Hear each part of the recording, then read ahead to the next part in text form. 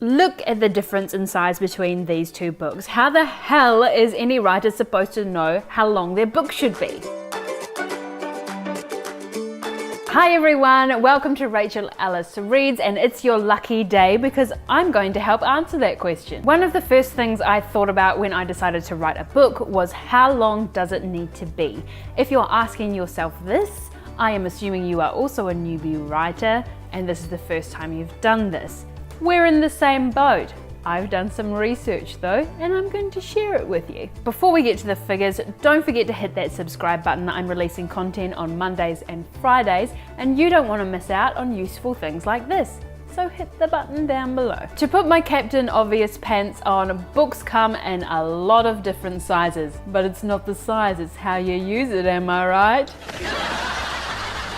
Working out a word count for your book, unfortunately, isn't an exact science. You say, how long should my book be? I say, it depends. But what does it depend on? There are a lot of factors that help determine what word count you should aim for, but these are two of the biggest that I've found. Firstly, how you want to publish is important. I still have no idea how I want to publish, and that's absolutely fine. But if you want the option of traditional publishing, you're going to have to stick to the guidelines, which I'll get to in a minute.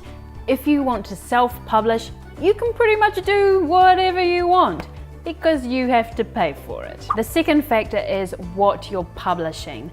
There are definitely different limits depending on your target audience, and I'm mostly talking about age there, but the other thing that really factors into your word count is the genre. For example, if you're writing a middle grade book, it is going to have a smaller word count than if you're writing an epic high fantasy. Let's assume that you're thinking about traditional publishing. You're going to have to follow the guidelines. Why? Because money talks and books cost money to produce.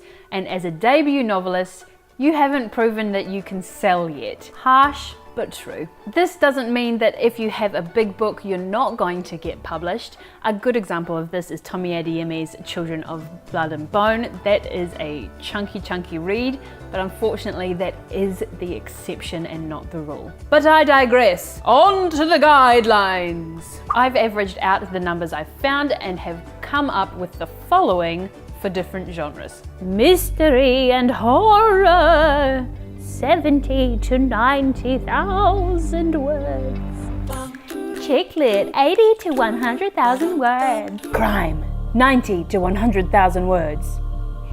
Historical fiction, 100 to 120,000 words. Young adult fiction, 55 to 80,000 words.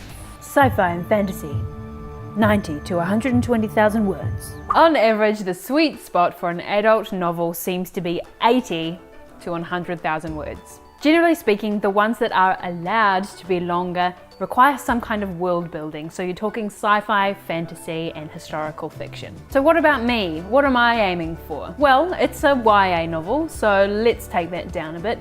But it's also a fantasy novel, so let's bump it on up. I've got some world building to do. For my YA fantasy novel, my word count aim is 100,000 words. It's really easy to get caught up in word counts and what you think your book should look like. But here's some unsolicited advice to you and to myself. Write your story. Write your story the way that you feel it needs to be told. You can always edit things later, but not if you don't have the heart of your story on the page. So that's all I've got for you today. Give this video a thumbs up if you liked it, and don't forget to subscribe. I'm also on Instagram, Twitter, and reviewing on GOODREADS. Also, let me know if you're writing a book. How many words are you aiming for? But for now, have some fun writing, good luck, don't stress, and don't forget to laugh at yourself. See you later. Bye!